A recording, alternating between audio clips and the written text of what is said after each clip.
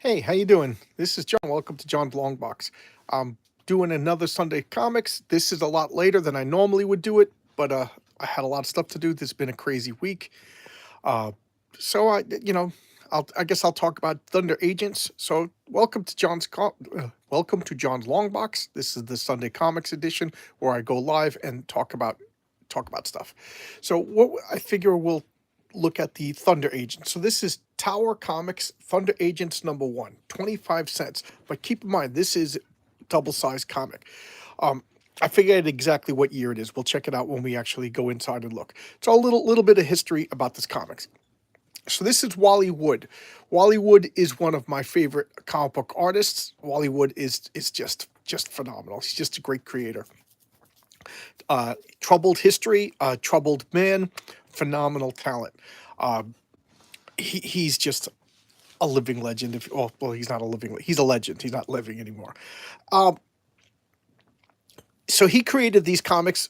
He was asked to help start a comic, and he came up with Captain Thunder versus the. Well, somebody came up with Captain Thunder versus the Dynamo, and Bollywood was just like, no, no, no, no. The Man from Uncle is popular at the time, so let's do like a spy agency work and a superhero team. So that's what this is. Thunder is an agency. It is the higher United Nations Defense Enforcement Reserves. So it's like a shield. And then, well, they'll have the origins when I open it up. But here we got Menthor, a name that I've always hated, Dynamo, and No Man. No Man's without a doubt my favorite. It just wait do you see the imagination that they have in these characters. All right, a little bit of personal history is I got these comics at a comic store in Queens. The store was just sold to another owner. So it was a comic book store, and I can't remember the name of the store. It was years ago, and they they sold the store to another party, and that party wasn't interested in comics. They were interested in like Magic the Gathering and Yu-Gi-Oh tournaments. So they were getting rid of comics to clear room for Yu-Gi-Oh and Magic the Gathering, and that was going to be their bread and butter. That was going to be their formula for the store going forward. So they just had bins and bins and bins of comics for $1, and they were just under tables. You had to like not climb, but you had to like lay down on the floor and look through things. And I was just like, these are all $1 each. I'm gonna check it out. What do I got to lose? So I'm laying on the floor looking through boxes, and this was $1 each, 1 to 20, $1 each. I think I was missing two, or maybe three, but $1 each for these comics. Oh my god! I was like I felt like I was doing something wrong. I thought I was like being tested. So I was like, these are $1 each. They're like, yeah, yeah. We try to get rid of all the comics. I should have just bought the whole box, but whatever. So I got the Thunder Agents, and look at the shape these in. I must have bought somebody's collection. All right, so let's check it out. Look at this cover, amazing. I love the yellow line. All right, I'm gonna be pretty ginger with this. The treasure chest of fun. I love that ad. Look at what's that? Amazing miniature radio. Jiu-jitsu. Stretching body of steel. See behind your glasses. That's actually pretty clever. Throw your voice. All right, let's look at the indicia first. Thunder Agents number one, November 1965. Okay, so I wanted to point out the year. So this is 1965. So this is, Marvel got started 1962, like the Marvel that we know with Fantastic Four came out in 1962. So this is 1965. So Marvel's going full swing. Jack Kirby, Stan Lee are roaring like you wouldn't believe. At DC, if you ask me, is still being kind of goofy and silly. So just keep that perspective in mind. So this is the Thunder Agents. This is I forget who wrote this, but this is drawn by Wally Wood. There's a couple of different artists, and I tried to look up who the artists were, and I couldn't find anything. So if anybody knows more than me, let me know. So these are just typical like agents. So these are like shield agents going around fighting, and who are they fighting? There's the Warlord. So just I love this. One of the things, and I'm being very careful with the pages. I'm sure you can understand. One of the things I love about Wally Wood's artwork is the machinery. Just the like I don't know, and I just like the Stark and this machinery in the background. And I don't know, these panels I just love. Like something you don't really see in a lot of comics is this looks like real material over their head. Look at the way you could kind of see the the ears, and then look at the wrinkles over here. I just love that. You don't really see that in superhero comics too much, and it works. It gives them it gives the characters like a realistic quality to them I know saying a realistic quality in a superhero comic is kind of, but it just looks cool if you ask me. And then look at this. So I just want to point out this panel. Look at this panel. I just love this place. I just love that one panel. It's just a piece of art. All right, so what's going on? A scientist was killed, and his lab was raided, and they took like a lot of his notes. The warlord. So the warlord is the bad guy. The antagonist is that the right term? And Thunder is sending in these agents to find out what's going on. And here we got the higher education, and they have a secret headquarters underneath the UN. So when they raided the doctor's office, they got all of his good stuff except for this dynamo belt, this invisibility cloak, and this mental helmet. So, like, what are we going to do? What are we going to do with these things? And he says, ideally, we were going to give it to one person, but we don't want to give it to one person because if one person gets captured, then you know, we can't replicate these because the doctor is gone. That was the plan, to replicate all this stuff. So he goes, we're going to give them to 3 different people. So if one person gets captured, and I'm being careful with these comics, then we don't lose them all. So here is Dynamo, and this is, you know, this is like a little splash page. Look at that. That is just awesome. So here we got Len Brown. Len Brown is physically in good shape. He's a good agent for the UN, and he's bored. He feels like he's not living up to his potential. So administrator guy calls him. They go down to the sub basement, and he goes through an illusionary wall where the secret council who run like the whatever, the shadowy organization. I'm not a fan of the UN, so you know, I'm trying to realize that this is Wally Wood's version of the UN, and Thunder is a force for good instead of the UN being a force for, let's just say, incompetence at best. So strip them down to his skivvies, and I like this. He has to sit. They turn on the belt, and it sits. He sits with doing nothing while the belt attunes to his body. So it's kind of like the body, the belt, and Len Brown are getting acclimated to each other, and then it cracks, meaning it's primed. Now nobody else could use the belt. You know, nice little MacGuffin there.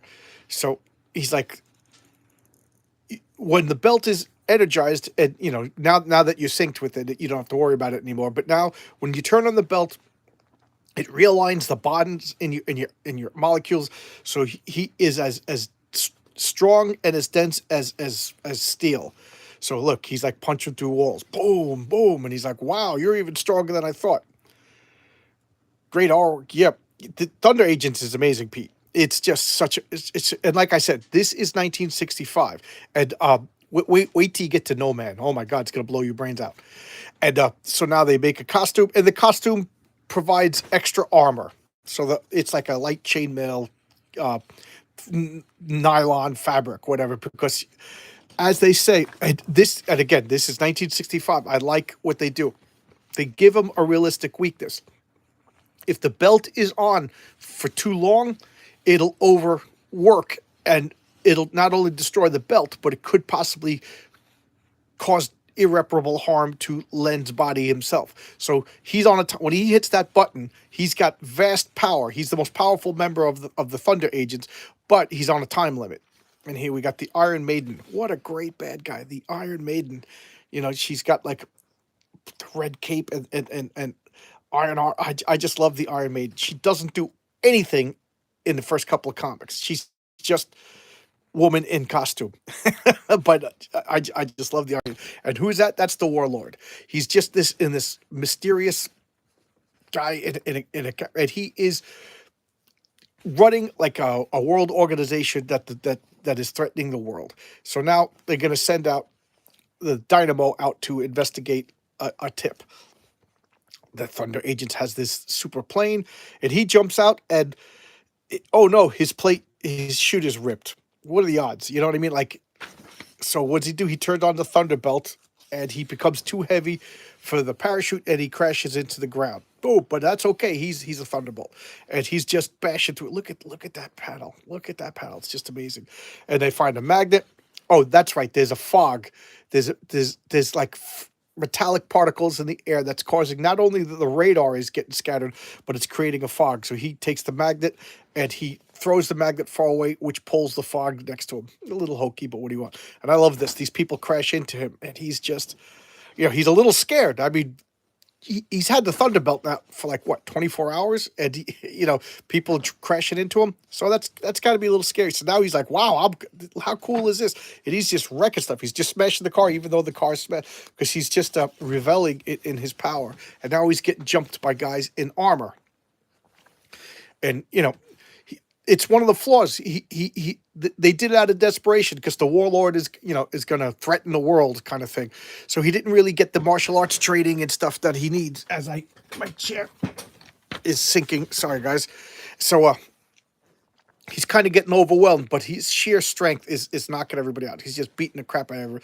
This guy jumps him, gets he doesn't have any particular fighting style. He's just relying on brute strength, just beating the crap out of everybody. And guy throws a grenade at him. He's a little bit dazed. And look at this. So I love this. They're not Mary Sue's. He's not just Superman, just swatting and beating everybody. He's struggling. He's getting a little tired. The guy shoots him. Then he gets a little scared and he pushes back. So the bullet, he instinctively pushes himself back and he takes out the wall.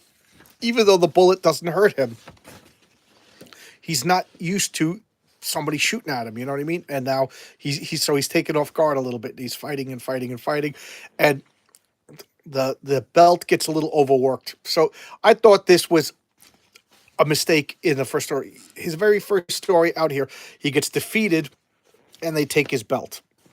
I was just like, oh man, that's like, and look at this secret island in Hudson Bay. 1965 was the past is a foreign country.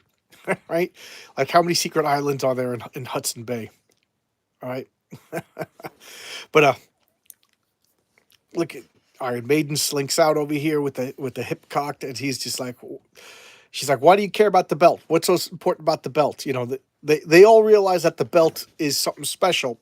So she wants to know about the belt, but they don't want to touch or anything like that because they think it might be booby trapped, which is a good assumption. So now we cut to No Man. This is my favorite, by far my favorite.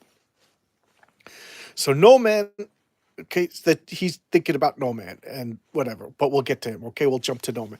So this guy is talking. Are you sure you want to do this? He's talking to the Dr. Dunn. I think his name is Donald Dunn, and he's like, okay, he's like, do it. I got nothing to lose, and they're wheeling him out for a process. So what are they going to do? He is dying.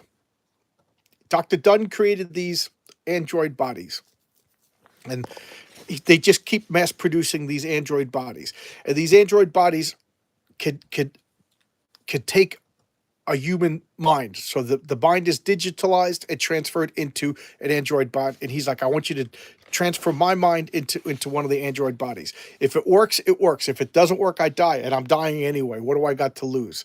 So he's like, all right. So they puts him into the mind transference machine, and boom, he wakes up. Look at the clothes. I just love that. The way that you could tell he's wearing clothes. And again, something I always say about superhero costumes: simple and elegant. Simple and elegant. So this is 1965, and we have a concept of downloading minds directly into an android body. And that's one of the things. That's one of No Man's powers, is he could transfer consciousness to different bodies, and you'll see how that works. So this body lays down, and this body wakes up. He's checking them all out, and then he gets the cloak, the cloak of invisibility that was recovered from the original scientists' laboratory. So now he's got the android body. So he's already super intelligent because that's innate to Dr. Dunn. He's got this immortal android body that doesn't need sleep. It doesn't need food. It doesn't need to rest. And then it's got the invisibility cloak. And then I think the most important power is he can transfer his consciousness to other bodies. So there you go. And now he's talking to him even though he's gone. So now we are cutting to Demo. This is another one of Warlord's henchmen. So the Warlord's first henchman we met was Iron Maiden. Now Demo, and then Satana. I love that. What does he say her name? Oh, I forget where he says it, but that's her name. And you never see her again. What a shame. At least I've been reading these. I'm only up to issue 3. So maybe Satana makes an appearance, but she better show up. That's just cool. All right.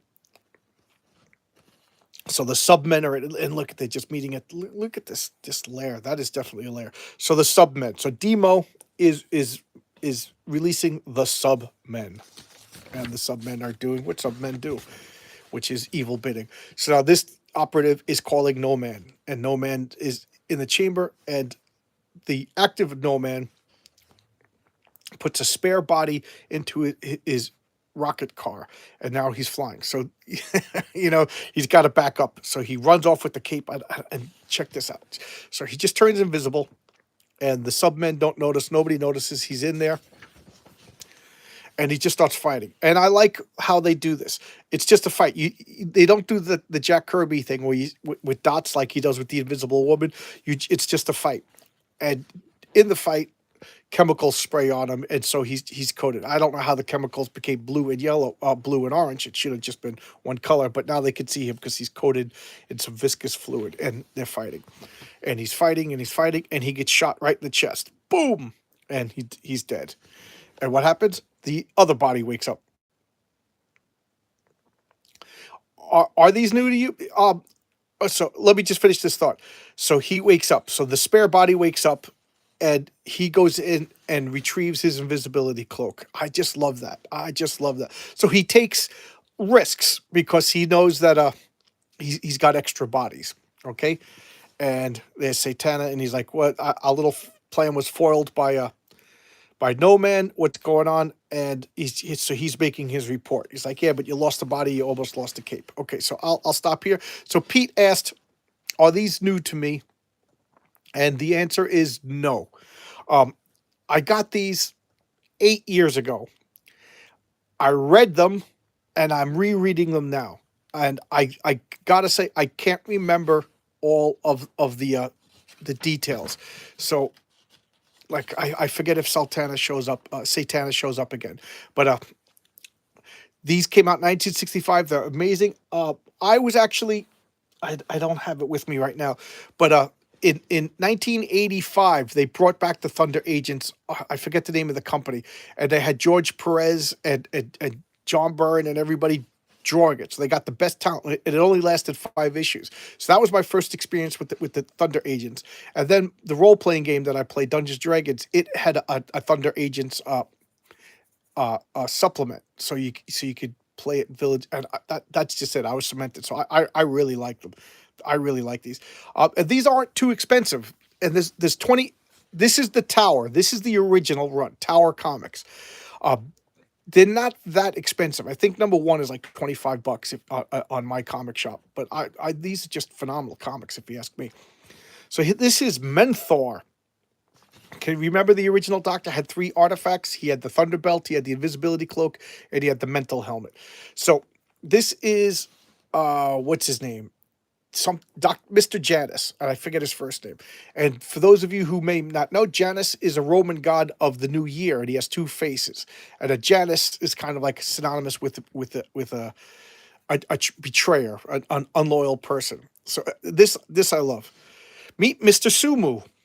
So Janus, so they're doing applications to see who is good enough to get the Mentor helmet, the mental helmet. So he's taking the test. He's like, "This is so easy." And this guy's like, "Well, you got to be a genius to answer these questions." And now, so he's already super genius because he could take standardized tests well. And now they're tested to see if he's physical. So just luckily, the Thunder Agents happen to have a guy named Mr. Sumu, who odds are, what are the odds that your name is Mr. Sumu and you become a Sumu guy? So that's got to be a pseudonym. So he beats Mr. Sumu, and they're like, "Wow, he's a genius. He can beat Mr. Sumu, and we're going to give him Uh, the, we're going to give him the mental helmet. I just want to point this out. You see the checkerboard pattern? I am a conspiracy theory nut. I love a good conspiracy theory. Doesn't mean I believe all conspiracy theories, but I love a good conspiracy. You got a good conspiracy theory? You got a good? I'll believe it. Well, I'll follow it. I'll research it. And one of my favorite is this Illuminati and everything like that. So there's a couple of really scary, if you ask me, scary Illuminati conspiracy websites, and I love them. I read them all the time. And one of the things they talk about is checkerboard patterns. Whenever you see checkerboard patterns in movies and posters and album covers, that's the Illuminati telling you that this isn't what it seems. It's almost like a duality, black and white, yin and yang or whatever. So that what they're actually showing you, it's the opposite of what it is. So think of it as -1. 6 times -1 is -6. So whenever you see a checkerboard pattern, it's supposed to be the opposite, according to this crazy Illuminati conspiracy theory website that I just love. I love that stuff. But but look at this. This is Mr. Janus, he's secretly working for the warlord, and the warlord sent him to Thunder, the agency, to become an agent to betray the Thunder agents for the warlord. So look at that. That is just great. That's the only time I've seen anybody walking on a checkerboard pattern. So either Wally Wood was a obsessed crazy person, or maybe he's one of them. Maybe Wally Wood. Maybe that's why he had to die early. So that's the warlord, and he's talking directly to Menthor. And he's like, "You're gonna go and you're gonna fight them, and you're gonna betray them and whatever." So now he's all sit down, and they give him the mental helmet. Dun dun dun. So the powerful mental helmet is given to Mr. Janus. And I like that costume. He looks like the Atom. And what are the odds that as soon as he gets it, this computer tips over and everybody's going to die? You know, and what does he do? He instinctively lashes out, and his mental force upholds the computer and saves everybody. And then when he takes the helmet off, he's like, "What happened? I have a headache. Everything's a blank." And he's like, "You saved our lives." He's like, I can't remember." He's like, "How could I have doubted this man?" So he actually started to suspect Mr. Janus of being a betrayer. And now he's like, "How could I have done that?" So he's just like, "Oh, I'm going to betray them." So when he put the helmet on, he doesn't remember, and he becomes a good guy. He's a Janus. He's got two faces. Mentor is a good guy. Janus is the bad guy. I just think that's such a great little twist. And now the warlord is going to release this green nasty ape. Now, had the Thunder agents mastered the art of Ubiwaza, I think they would have been much more effective, because uh, says N.J. Fleming, he's a Ubiwaza, and because look, I weigh only 98 pounds, yet I can paralyze a 200-pound attacker with just a finger because she knows Ubiwaza. Now, just imagine if she had the Thunder Agent belt, or the Mentor helmet, or the invisible cloak. It's only 298. I think the Thunder Agents could afford that, but we'll never know because they didn't plan ahead. So now, the warlord is telling these creeps in this. Oh, and this isn't Wally Wood's art. I've been looking it up. I don't know whose art this is. I want to say hi Sci Freak. How you doing? Thank you for coming. Um, I want to say Dan Adkins, but I'm probably wrong. I've been looking it up to see who the artist is in this, because it's not all Wally Wood. So anyway, these are the handlers of this freaky thing. They got these paralysis beams keeping it contained. So he's just like, tomorrow we're gonna have this crazy ape come in and attack. So what is he doing? He's up all night and he's sabotaging. He's actually turning off their defenses, breaking wires. So now that allows these guys in, and he's like, yeah, the warlord's gonna win. He puts the helmet on, activates his mental powers, and boom, he becomes a good guy. And he starts attacking. Look at that pose. And look at the arch background. The art in this isn't as good as the Wally Wood, but Wally Wood couldn't do 52 pages a month, So now he's fighting. I will need a link to the Illuminati sites. I'll look them up again. I just Google Illuminati and just read. One of them was an MK Ultra site. One of them's Project Monarch, I think it's called, Project Butterfly. I just love all this stuff. Like whenever I see a movie, I Googled the movie and Illuminati symbolism and everything. It actually it started to give me like kind of nightmares for a while, so I stopped for a while. So it's been a while. It's been about 6 months since I looked them up, but I'll check it out again. So here we got Mentora fighting everybody, and I just love that he's an unconscious good guy. So now he's using his mental abilities to attack, and he's just like, you should they should have been out of, but id is the name of the creature. Id won't let me down, and now id's attacking, and he's fighting, and he picks up.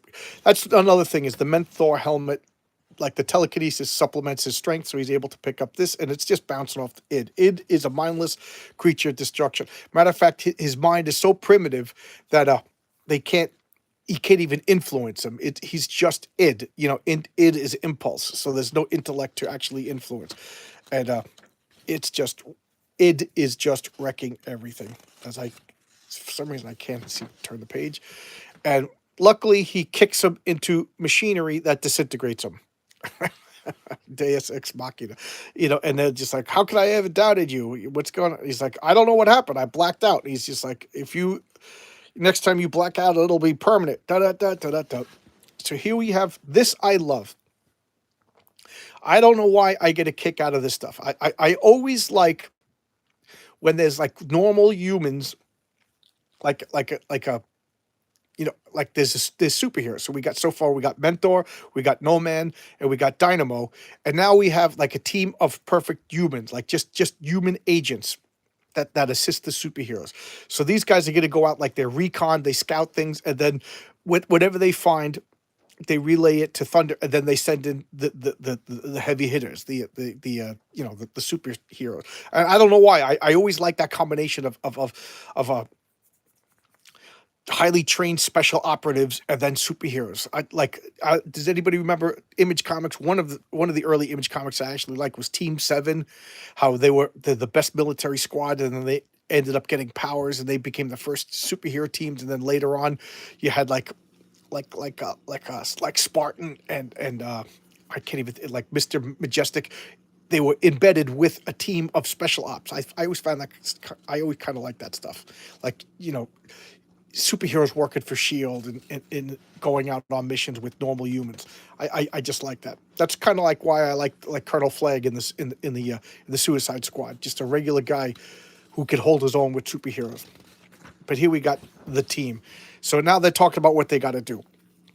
The Warlord is just attacking bases around the world, and what is he doing? He's gathering radium.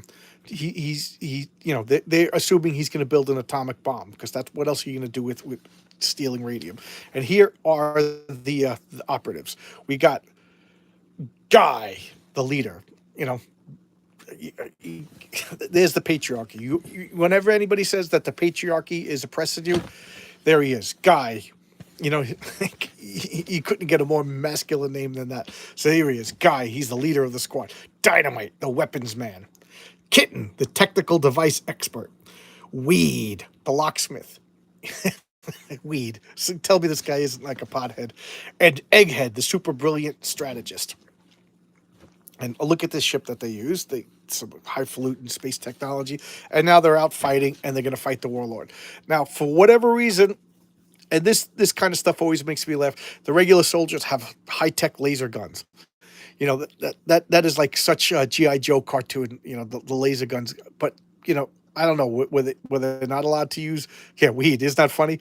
They like, I don't know the reason why they don't have regular guns in this particular comic, but they don't. So now here comes, they kind of have an outfit, these safari jackets. They all look like the late 60s Wonder Man, early 70s Wonder Man.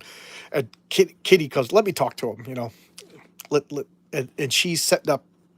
So we got Dynamite, who's rigging a bomb, and Kitty, the technical expert, is overseeing it. And they are a team. And congrats to Wally Wood, because this isn't just like early Sue Storm, who was just like the hostage. That was like her her purpose in the Fantastic Four. Kitten is actually like pretty important, as you'll see.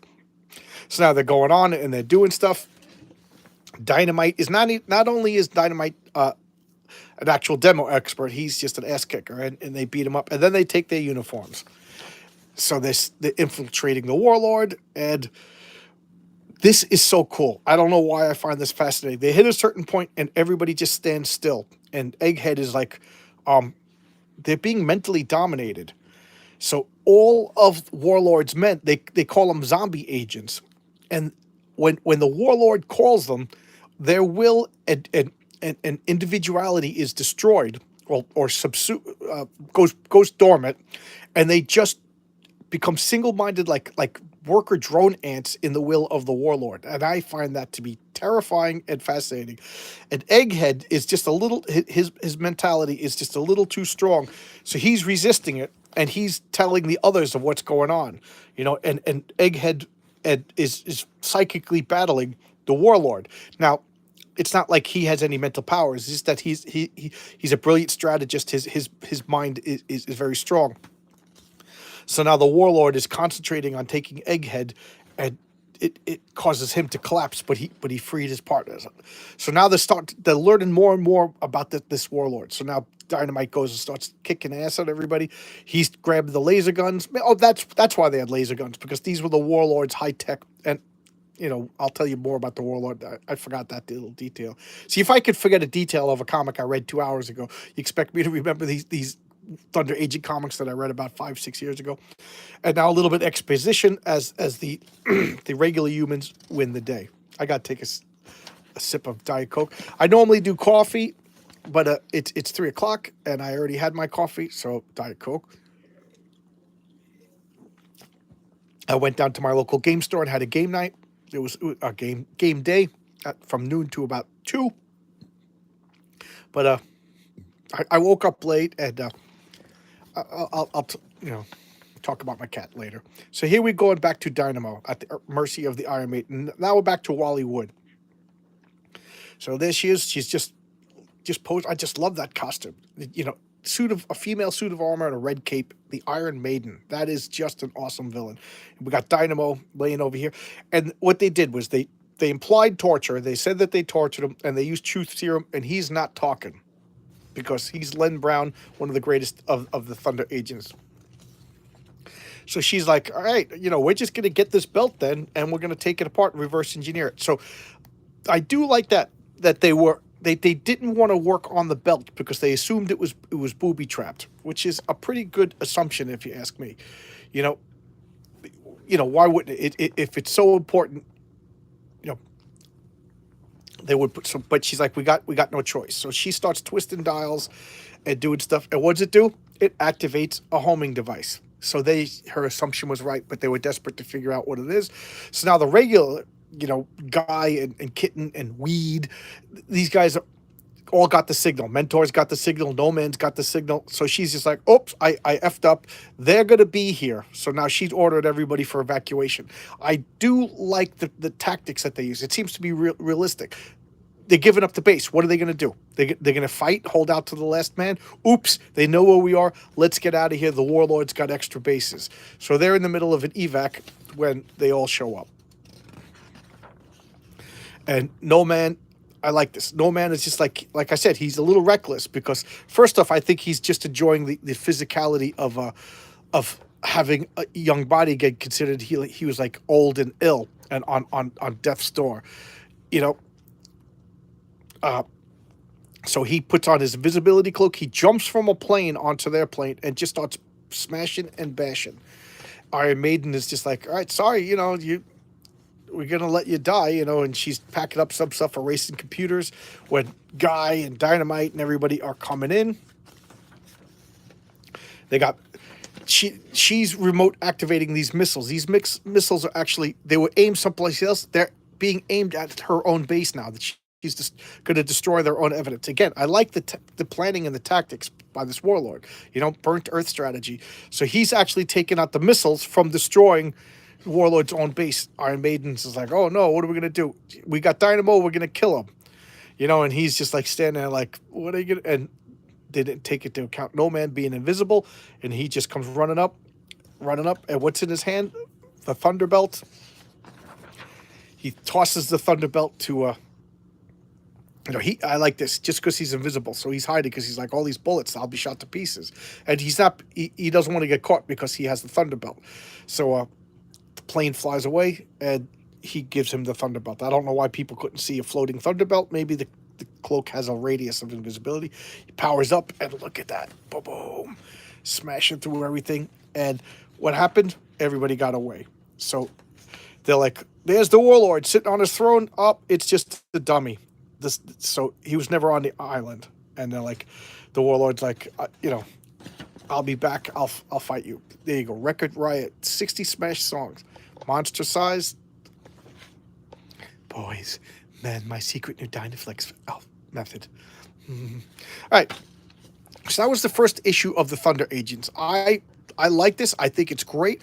Why this is not a movie going on right now, I'll never know. This should be, you know, I think the rights to this are available. I know Tower bought it, that RC Comics, that or AC Comics, DC bought it. I think right now the last people to publish it, Thunder Agents, was Dark Horse or IDW, either one of them, I forget. But I think the rights are available. And I know Wally Wood has passed. Chana Wood, his widow, she's still around. I don't know if she has the rights. This might be one of those things there where Wally got screwed out of the rights. That was big back then. So I got to look it up. But this is just, I think this would make a great movie, Thunder Agents. But it has to be set in the 60s. It has to be like a, I don't want to say Austin Powers because that implies like hokey, bad, stupid humor. But I'm saying like it has to be like a mustache twirling villain. The Warlord is perfect. These Thunder Agents like John Hamm as Dynamo. I think just it's shot like met with like a Mad Men aesthetic. I say the same thing about the Fantastic Four. The Fantastic Four has got to be set in the 60s. I'm pushing for John Hamm as Reed Richards. And Emily, is that her name? Emily Blunt as the Invisible Woman. I don't know who would be the Human Torch. He would have to be a young kid, and then I if you can't get Jack Kirby to play the Thing, but like a big heavy set guy. I don't want to say Jack Black. I could see this as a movie. It's all the stories. Yes, I'm rereading up to 3, and so far they're going after the Warlord. They're It's one story, and it's not like DC Comics where at the end of every issue continuity is just reset. It's more written like Marvel, so they reference past issues. Now, do you guys mind if I give a spoiler or two? I'll wait a couple of seconds. I got 3 people, so you 3 people are the vote. Do you mind if I give a spoiler or two? About future issues. So I'm just gonna babble for a second or two. Sure. Okay, I got 1 sure. If I get 1 more sure, then that's the majority. Okay? Anybody mind a spoiler? But so to answer Pete's question, yes, there is a continuity. It flows. What happened to one issue is referred to in another issue. People die. There's stakes. There is. I think. Okay, so I got 2. So the Warlord is a space alien.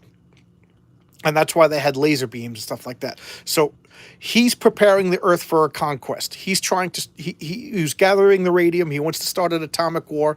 And then he's hoping that like the United States and the Soviet Union will go to war, and then the aliens will pick up the pieces. It's perfect space alien plot. It's actually like a logical plot if you were a space alien who wanted to conquer the Earth, because I think that I think they have no regard for humanity. They just want the Earth, and then they could deal with the radiation because they're technologically advanced. So in issue number 2, Egghead dies. He just gets killed. He sacrifices himself for the good of the team. And as far as I know, he's still dead. There's real stakes. They find a lightning belt, and they go deep into that scientist's notes, and they build another suit rather, and this suit heightens up your metabolism so you become like the Flash. So there's another Thunder Agent. So there's a 4th Thunder Agent who goes by the name of Lightning.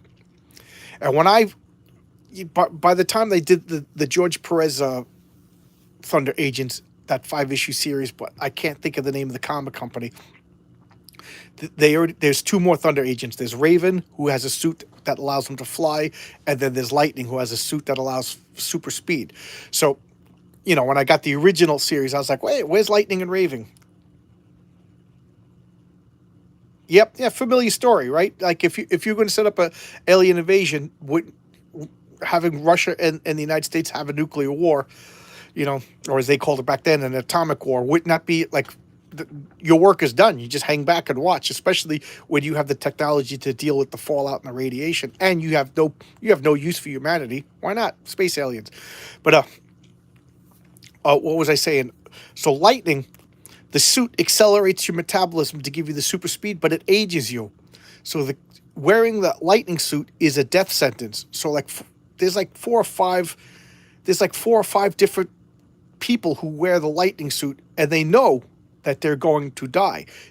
I love these characters because they have logical flaws in their makeup. This is the best of DC, in a time when I mean, this is the best of Marvel. Peter Parker's got like a realism to him that DC doesn't have. I'm thinking of yeah, all right, yeah, instead of the warlord, have a Schwab from the World Economic Forum, right? He's already planning a cyber attack. He's telling us what he's going to do. But anyway, he's the real life Doctor Evil. But anyway, these characters are I think are great, like Marvel heroes. So Dynamo, he's an unstoppable Superman, but he can't wear the belt for more than a couple of minutes because the belt will get destroyed, or the either or both could happen. The belt could overheat and explode and then kill him, or it could cause problems to his internal organs, or both. Mentor, the mental helmet actually changes his personality. So he wants to be a traitor. He wants to be a bad guy, but the helmet like corrects his thoughts. I don't know. That's kind of creepy. No Man becomes kind of reckless because he's just like, I can't die. I'll just transfer my consciousness. And that, to me, is a great concept. He's an android with really no attachment to his body. So he's kind of fearless and reckless. The only thing is, when he wears the invisibility cloak just stays on his dead corpse. So he's always going into, like, ruined areas to retrieve the invisibility cloak, because that's one of a kind. And then Lightning, it's a death sentence to use his powers. You are going to age. So like at the end of every mission, he's a couple of years older. So you only got like six. Once you get the Lightning suit, it's like 6 or 7 months later you're dead of old age. And then Raven, he's kind of like he's. There was only one Raven that I knew, and he was like a James Bond. He was good looking. He was like to gamble. He was like a ladies' man, and he was a bit arrogant. But his costume didn't really give him any flaws that I know of. The man himself was flawed.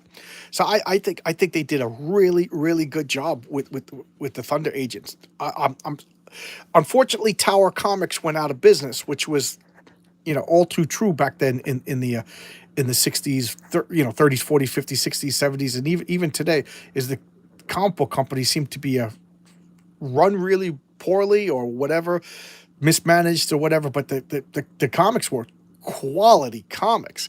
They were 25 cents when regular comics were 12 cents. So they had all the right stuff. I don't know why. I really got to do a deep dive into why Tower Comics collapsed. But there you go. Oh, thank you. It is a good. Let me ask: have you guys heard of Thunder Agents? Is this new to you? Is this like a brand new thing? Because I like I said, I first heard of Thunder Agents in the 80s. The story seems great. Yeah, it is a great. It is classic, like good organization versus bad organization. And with top quality art, Wally Wood, you can't go wrong. After this, previously to this, Wally Wood was hired by Will Eisner to do the Spirit on the Moon. Those are such awesome art. Awesome art. The Spirit, he's a 1940s detective, had no business going on the moon, but the sales were going down. So Will Eisner, who wanted to end the Spirit, he wanted to do other things. So he compromised, and he did kind of surprised it didn't work when they tried to bring it back. Yeah, it's just a series of flops and misfirings. I don't know why. You know, I will. So this was my plan. I'm going to showcase this, and then in a couple of issues, in a couple of days, I'm going to showcase the the the number one Thunder agents that introduced me to the Thunder agents, the George Perez drawn ones. You're gonna. It's just wonderful. I don't have them here, but here, I was planning on talking for an hour, so let's continue. So this is issue number one. I'm gonna put it over here. This is issue number two. Here, this is Dynavac. So the Warlord uses his space alien technology, and this is the issue where we find out that the Warlord is a space alien. Like I said, there's continuity from every issue, so it's everything that I like. I just love the broad shoulders. He's drawn very powerfully, like very realistic proportions, and like the wrinkles. I just love that. It's like he's actually wearing like a leotard, like a strongman, or a wrestler or something. And again, this is brought up that he doesn't really know how to fight. He's just a powerhouse, So he's got to learn.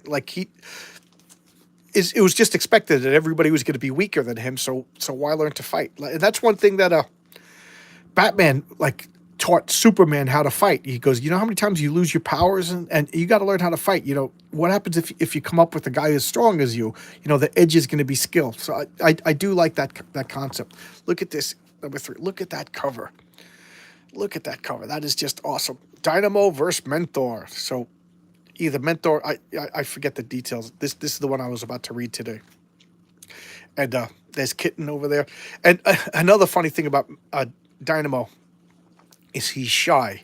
He's shy around girls, so girls are like, "Oh, he's so dreamy. Look how strong he is." And he's just like, I should ask out that girl. He's just riddled with doubt, it's just a cool dichotomy on the character. See, we got number 4 is the Warlord in the background. Dynamo is the breakout character, because that's Wally Wood's character that he always draws, and this was his baby. Look at the Iron Maiden, over here.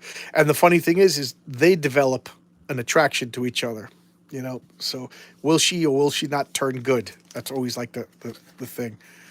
Double for Dynamo. So somebody else disguises himself as Dynamo, and we got that floating face over there. No Man is my favorite. I just love that concept. Look out, it's Demo. So Demo takes he takes all of their powers. So he's got the invisibility cloak, the thunder belt, the Mentor helmet. So Return of Demo. Just beating the crap out of everybody. I gotta reset this. This, I don't know why, but this always struck me as like a DC cover. That's cool. And again, I found these all for $1. I found these all for $1 in a store that didn't care. It was a comic book store that this is one of the few that I had to buy elsewhere. Hurricane Collectibles. That was in Albuquerque when I went to go visit friends. Look at this cover. Oh, here's Lightning. Okay, there's Lightning showing up. So he's like the Flash, but he's like doomed. So here's 2 that I missed. I got these at Hurricane Collectibles. Oh, 718. Okay, so that's not Albuquerque. There is a Hurricane Collectibles in Albuquerque, but I guess I got them in New York, 718. Oh, you know what? That was the name of the store. These I did pay $1 for.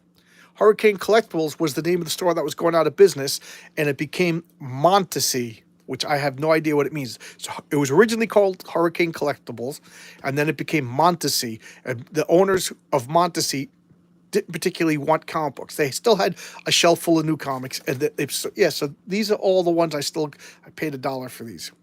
This cover is not my favorite. This cover I absolutely love. Here we go. You ready for this? Al Williamson and Wally Wood. I'm being called upstairs. I just let you know my cat's not doing too well, so we're just making the cat comfortable for her last couple of days. So my wife is calling me upstairs. I apologize for leaving abruptly, but I'm sure you guys can understand. So I'll see you tomorrow with another video. All right, bye-bye.